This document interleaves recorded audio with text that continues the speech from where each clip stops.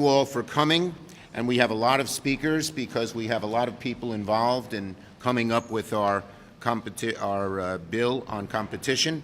And so the order, I'm going to give the order here and we're going to stick to it. The order, and I don't have my opening remarks, press people. Right here you are. Okay, now I have them. Would you like to make a copy of them? I was trying to intercept that. Okay. The order of the speakers are Schumer, Murray, Stabenow, Wyden, Reed, Carper, Menendez, Cardin, Shaheen, Merkley, Coons, Murphy, Peters. We're not going to deviate from that order. Everyone's going to try to be brief. Well, we want to thank you all for coming. The Senate did some great and historic work last Congress, building an incredible foundation, not just to compete with the Chinese government, but to enhance America's global leadership in the 21st century. From the CHIPS and Science Bill and the Bipartisan Infrastructure Bill to last year's omnibus and everything in between, we laid a strong foundation for the future. But we all know that despite that strong progress, our work is not done. We will work in a bipartisan fashion. I've asked each of these chairs to reach out to their ranking members to come up with bipartisan legislation to deal with the Chinese government, and we're having great interest, I would say, from our Republican colleagues. And we're going to do it like we will work in the bipartisan fashion, like we modeled with CHIPS and Science, to continue to boost our national security and compete and counter the Chinese government's role throughout the world. So today, we are announcing a new initiative, one that will build on this momentum and develop new and significant bipartisan legislation that includes hearings, markups, working directly together with our Republican colleagues to build and move legislation. In recent weeks, I have met with and tasked a number of our chairs, many of them are here today, to reach out to their ranking members and other Republicans and begin working to deliver packages of bipartisan legislation, which we will combine into one large Chinese government competition bill in coming months. We have 5 key areas we are focusing on. First, limiting the flow of advanced technology to the Chinese government. We will work to halt the Chinese government's development of advanced technologies that we know will shape the course of this century. We need to build on the kinds of actions like the Biden administration's export control rule to block the flow of chip tooling technology to China. I've asked Chairs Brown and Menendez to look at authorities in their respective jurisdictions to strengthen export control laws and identify new sanctions that may be needed and counter Chinese government coercion. 2, we want to limit the flow of investment to the Chinese government. It's incumbent on us to ensure that the U.S. is not the financial lifeblood supporting the Chinese government and its military technological advancement. We must make sure that we can prevent the Chinese government from using our own free society to acquire and even steal U.S. innovations and critical technologies. This means giving the Secretaries of Treasury and Commerce new authorities to screen and, where appropriate, halt the flow of capital to China's high-tech industries. Senators Casey and Cornyn have a strong bipartisan bill here that will help. I've talked to Senator Cornyn. He's very interested in working with us on this. 3, domestic economic investments. We all know that it's critical to invest in the industries of the future here in America. CHIPS and Science and the IRA are already creating vital investments across our country. But to ensure these gains are felt by American families and not outsourced to benefit foreign entities and fully fund the science investment from last year's bipartisan bill, we have to move further. We need our chairs to keep identifying critical vulnerabilities, including assistance for small business, and, very important, building a workforce for the future. We need also to further strengthen the CFIUS process. Senators Peters, Cantwell, Murray, Cardin, and Warner are already doing good work here. 4, economic ally and partner alignment. It's vital that the United States provide a stark and credible alternative to the Chinese government's so-called Belt and Road Initiative, seeking to expand their influence around the globe. We have allies and partners who stand ready and willing to work with us to provide a positive alternative to China that actually benefits those countries looking for a helping hand. And now is the time for us to harness those potential alternatives. And finally, security, ally, and partner alignment. We must continue to deter the Chinese government from any conflict with Taiwan. Chairs Menendez, Warner, Murray, and Reid have worked on this. Last year, Chairman Menendez and Ranking Member Risch had good proposals. They didn't make it into legislation, but that's a good basis for us to work in this area. So, bottom line, time's not on our side. The Xi regime is working every day to catch up and surpass the United States. There is no reason our two parties here in the Congress and in the Senate can't come together and send a strong message to the Chinese government that we're united in this pressing national security effort, and we are committed to maintaining America's lead in the future. Senator Murray.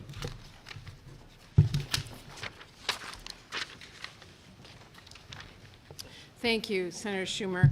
It is no secret that our competitors on the world stage, including the Chinese government, are doing everything they can to get ahead and outcompete us.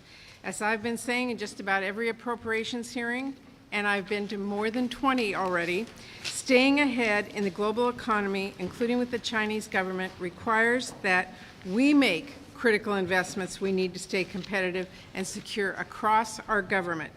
House Republicans are threatening to throw in the towel to our competitors with their disastrous default on America bill. I will keep saying this. China is not debating about whether to pay its debts or wreck its economy. China is not debating about whether to invest in its future or cut and cap the investments they need to keep it competitive. And China, by the way, does not operate on CRs. So why do House Republicans want to threaten economic catastrophe and put us behind? We cannot let partisan hostage-taking win the day and lose us in the 21st century.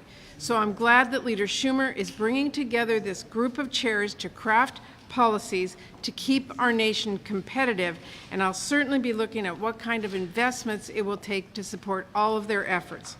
I'm already talking to my colleagues on appropriations about what kind of investments make sense, whether it's in R&D, strategic partnerships abroad, or in other areas similar to how we did with the CHIPS funding last Congress, which had widespread bipartisan support. But in addition to this new effort, I'm also focused on ensuring that we have a reliable and consistent annual appropriations process, meaning regular order and passing our funding bills in a timely way so we can strengthen American competitiveness and security. And we have to remember it is about more than just investing in our defense to ensure our success. After all, investing in child care is investing in the workforce that will build semiconductors here in America. Investing in clean energy is investing in American jobs. Investing in food safety or medical research or border security is protecting our families. And investing in American leadership across the board and across the world is how we win the future.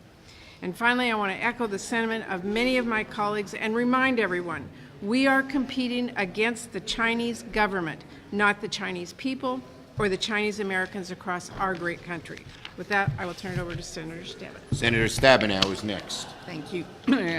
There are few areas where we have agreement, it seems like these days, but one area that we do agree on is ensuring that we compete successfully against the Chinese government on the global stage. We need to compete, and we can, and win this race. I'm particularly concerned as chair of the House or the Senate Agriculture, Nutrition, and Forestry Committee about foreign control and influence over our nation's agricultural land and food security. The Chinese government's control over certain global food supplies should alarm everybody.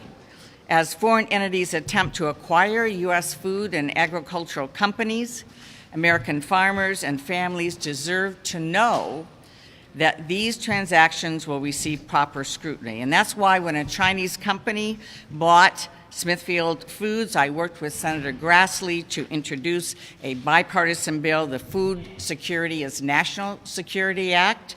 This bipartisan bill would add USDA and FDA as permanent members of the Committee on Foreign Investment in the United States, CFIUS.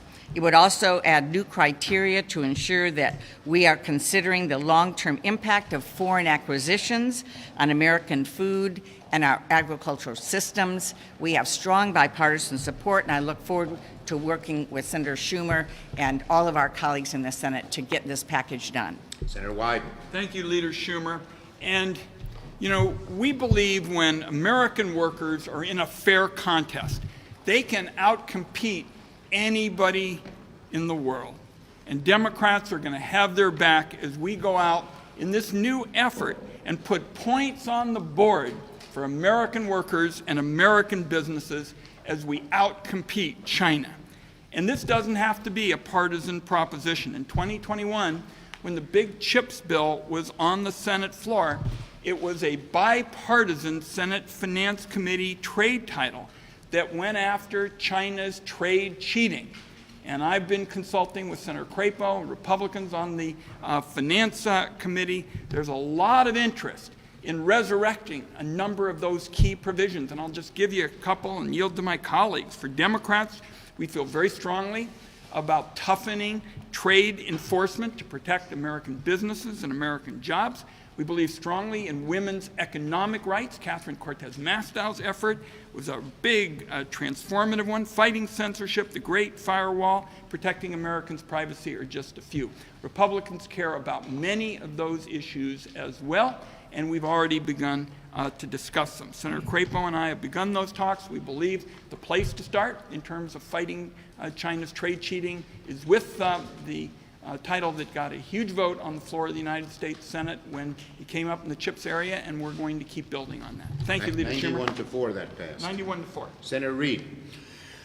China is a pacing threat, and we have to pick up our pace. We've done that with the CHIPS and Science Act. It has provided more security to our military-industrial base. It will continue to do that. It will also provide us the technologies we need to be competitive. This is a multi-dimensional confrontation involving technology, military strategy, diplomatic, and also it's involving coordination and cooperation with our allies. In the NDAA, years ago, we passed the Pacific Defense Initiative to try to bring all of our allies together. And we're looking at ways in which we can accelerate that combination of forces. We recently, the administration announced AUKUS, which will bring Australia, Great Britain, and the United States together to focus on submarine production, one of our most lethal and effective weapon systems in the Pacific. We also want to look very hard at the Quad, which is Japan, South Korea, India, the United States, and our other allies. We want to create a force structure which is combining all of our allies, being able to conduct operations and communication on an uninterrupted basis. In fact, telling the Chinese and showing the Chinese that they would be up against the world if they tried anything. And we will prevail. Senator Carper and then Senator Menendez. Good afternoon, everyone. Thank you for joining us. I'm privileged to chair the Environment and Public Works Committee of the United States Senate, along with Senator Shelley Capito, Republican from West Virginia. The last Congress, you'll recall, President Biden, under his leadership, President Biden enacted legislation, historic legislation, to do maybe three things. One, to rebuild our infrastructure. Number two, to position the United States as a global leader in the fight against climate change. Number three, to spur the creation of clean energy manufacturing jobs across our nations by the hundreds of thousands. And people have been paying attention. For the first time in years, a majority of American people actually believe that the United States is the world's top economic power. Still, as President Biden said during his State of the Union address earlier this speech, we need to finish the job and reduce our reliance on competitors like the Chinese government. As EPW chairman, I know of three policy areas where we already have bipartisan support.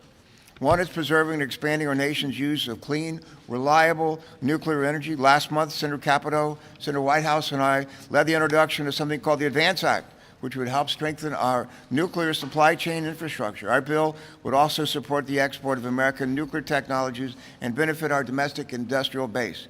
The second policy area is reauthorizing the U.S. Economic Development Administration, EDA. If we're going to compete economically with the Chinese government, we must do all we can to ensure that our local and regional economies have the resources they need to be successful.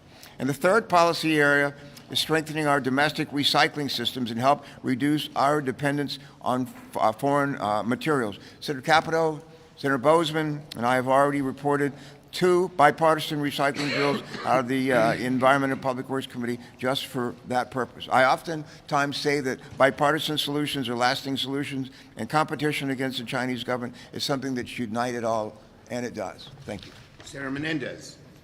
Thank you, Mr. Leader. Look, let me start with a few words on the MAGA Republican plan to default our debt as it relates to this issue. The United States defaulting on its debt would be the single greatest strategic gift to the Chinese Communist Party. The Defaulting on America Act is not a serious bill, but passed by a Republican majority in the House that would undermine the United States' ability to compete with China and advance other foreign policy objectives.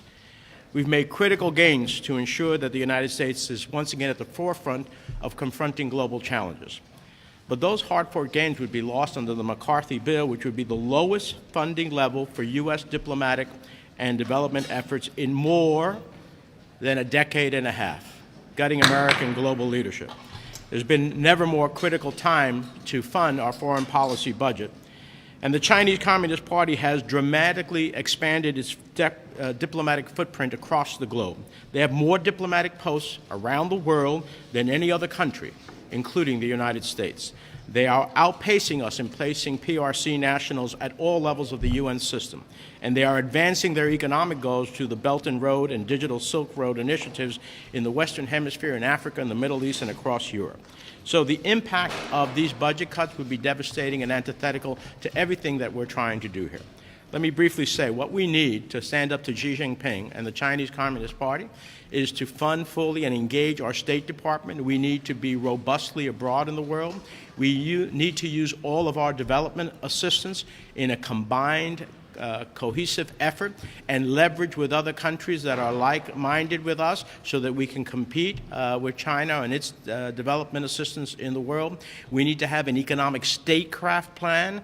Part of our diplomacy has never been about economic statecraft. We need to do that. And lastly, we need to robustly lead what sets the standards in the world. These international institutions that ultimately set up standards in the world, we need to lead there and have allies who will follow us in order to set the standards that the United States will be able to excel in. These are all elements of what we see from a Senate Foreign Relations Committee effort. I've talked to Senator Risch. We've been working on a China bill, and I hope that we will come to a great conclusion. Thank you, Mr. Thank you for your leadership. Senator Cardin and Senator Shaheen. First, let me thank Senator Schumer for bringing us all together. We have a challenge with China. We know that they're not playing by the rules of international engagement. We've got to be smarter, and I thank Senator Schumer for bringing us all together. We have a good track record. Under President Biden, Senator Schumer, the last Congress, we did pass the bipartisan infrastructure bill, the bipartisan chips and science bill. That gives us a foundation to move forward. I chair the Small Business Committee, and I thank you for including that. President Biden acknowledged this week that 40% of our GDP is created by small companies. It is critically important that we give them the ability to compete under these challenging times. I've been working with Senator Ernst to develop bipartisan legislation to help America's small businesses. We helped them during COVID-19, and they survived. Now they have to be able to deal with international global competition. That means stronger tools available to help them in the high-tech fields and the manufacturing fields, and particularly dealing with the traditionally underserved communities so that we have our entire economy at full speed to deal with the competition we have from China. I'm looking forward to this. I'm looking forward to presenting legislation that will help America's small businesses. Senator Shaheen and then Senator Merkley. Well, thank you, Senator Schumer. I'm pleased to join all of my colleagues here to basically reiterate what everyone has said, and that is that the pacing threat for the United States is the People's Republic of China, both militarily and economically, so both from our national security and from our domestic perspective. Last year, we made significant investments, and I'm proud that as chair of the Commerce, Justice, and Science Appropriations Subcommittee, I worked with my ranking member, Senator Moran, and we were able to get historic investments in the National Science Foundation, more money than ever for the National Science Foundation. We funded the CHIPS and Science legislation, authorized that legislation at record levels. And now we have to build on those investments so that we are positioned to compete against the PRC in the way that we need to. I just left a businessman who makes printed circuit boards in New Hampshire. And I asked him what he perceives as the competition. He said, well, you know, over 90% of so many of our electronics and chips, printed circuit boards, are made in Asia. If we're going to compete, we've got to do better. And the biggest threat he saw is default, because default would be catastrophic for the business community. So I'm pleased to be behind this effort, and we've got a lot of work to do in order to make sure we can compete. Senator Merkley, followed by Senator Coons. The competition between the United States and China government is a competition between democracy and autocracy. The work of the Congressional Executive Commission on China, which is bipartisan, bicameral, has highlighted several issues in need of attention. One of those is strengthening enforcement of the Uyghur Forced Labor Prevention Act. America must never tolerate slave labor or genocide, and certainly must block any products made under such conditions. Second, we have to intensify our efforts to end China's tactic of transnational repression, in which they threaten Americans or American residents directly, or threaten their families back in China, to suppress their ability to exercise their free speech here in America, to criticize China's policies or China's human rights record. And third, we must continue to block the export of equipment and supplies to the Hong Kong police.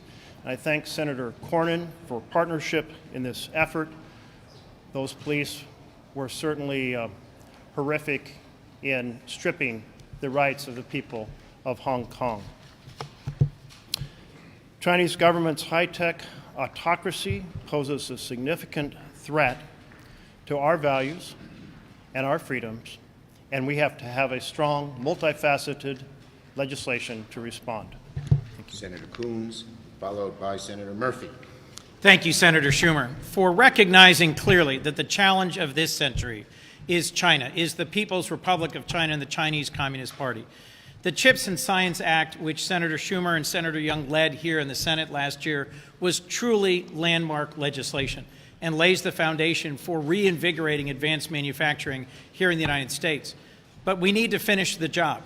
There were other great pieces of legislation across several committees that didn't get included, and there's more we're going to develop. Let me speak to three of them briefly that touch on areas that Senator Schumer laid out as being central to this opportunity for real bipartisanship.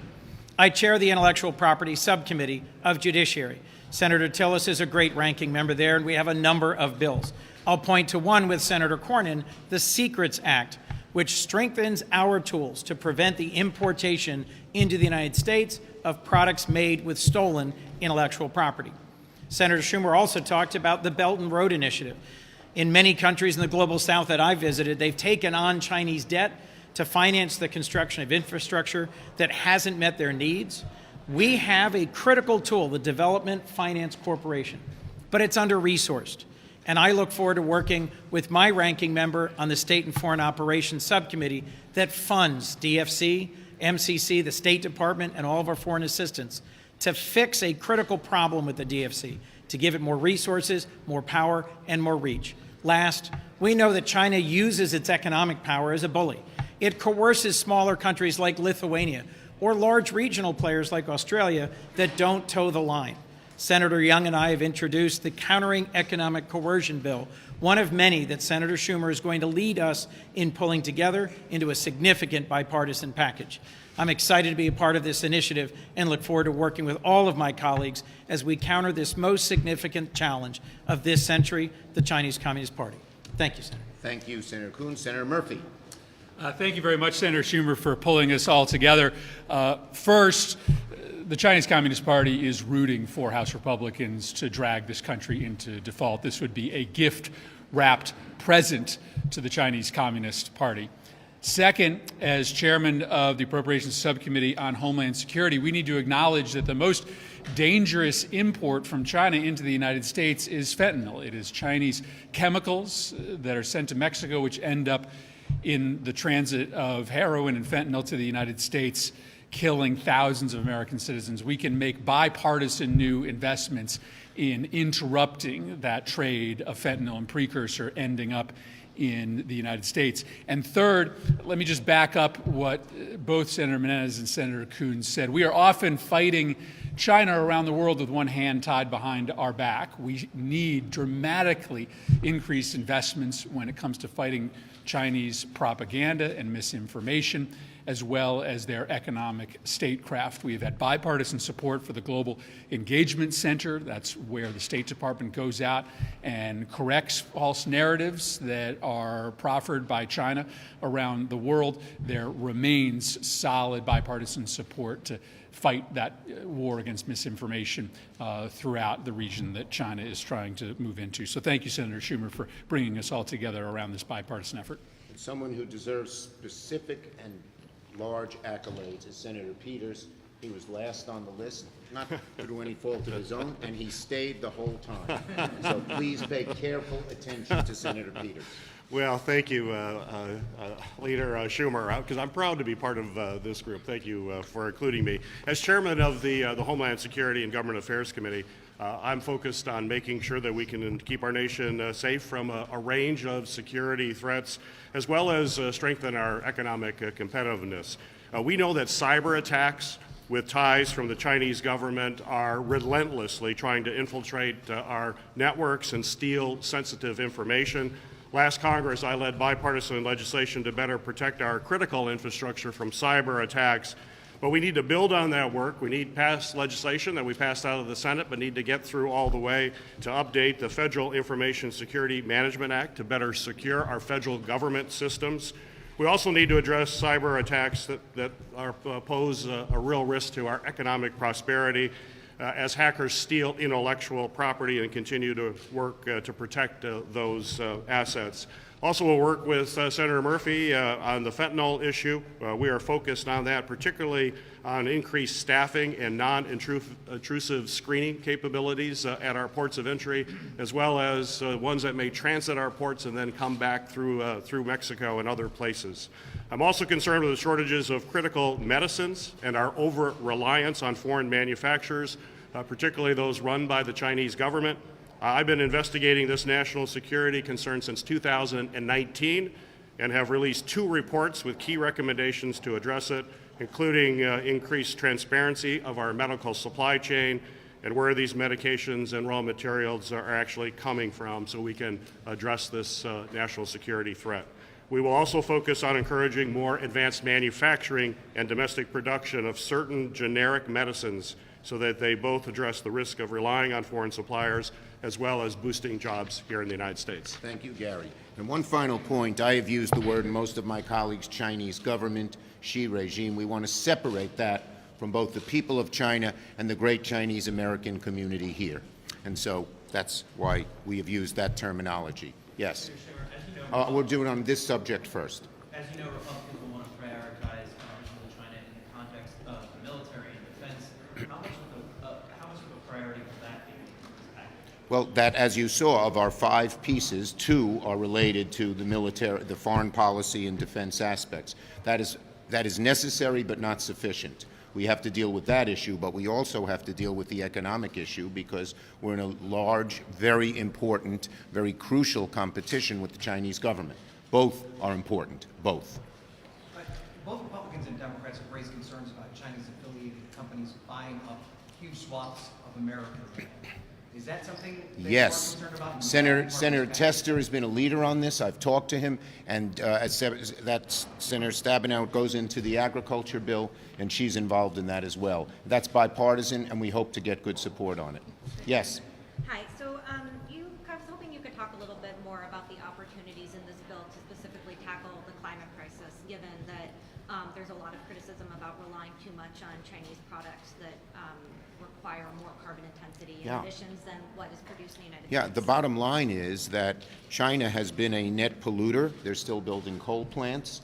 And this is one of the things we're going to look at, not only making sure that the United States moves in a strong direction in terms of green power, but also making sure that other countries who are not moving in that direction can't just move forward on their own. Yes. Leader Schumer, Basil John, next star. So with this next step that you and Democrats are pushing for, is there a timeline that you guys have for you and your colleagues' expectations? Do you expect to have some larger China bill before the end of Congress? How essential is it to get Republicans not just on board, but also helping work on that? Well, again, as I said, we want this to be bipartisan. The initial reaction has been excellent. I've talked to a number of senators, like Senator Young and Senator Cornyn, who have cared a lot about this. My colleagues have been talking to their ranking members and getting a good reaction. And I know you may be skeptical, but look at Chips and Science. It was a great bipartisan effort. It really helped America move forward in our competition with the Chinese government, and it's a model that we're using to move forward. We hope to get a bill, within the next several months if we can do it. It's a big undertaking, but that's what we hope to do. Yes.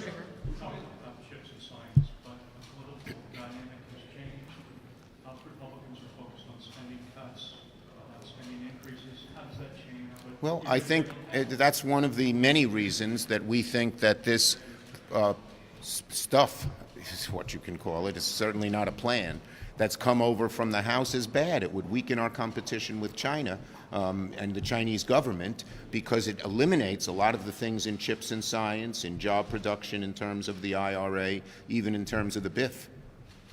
Yes. Can we ask about the debt ceiling? No, we're going to stick on this subject. Yes.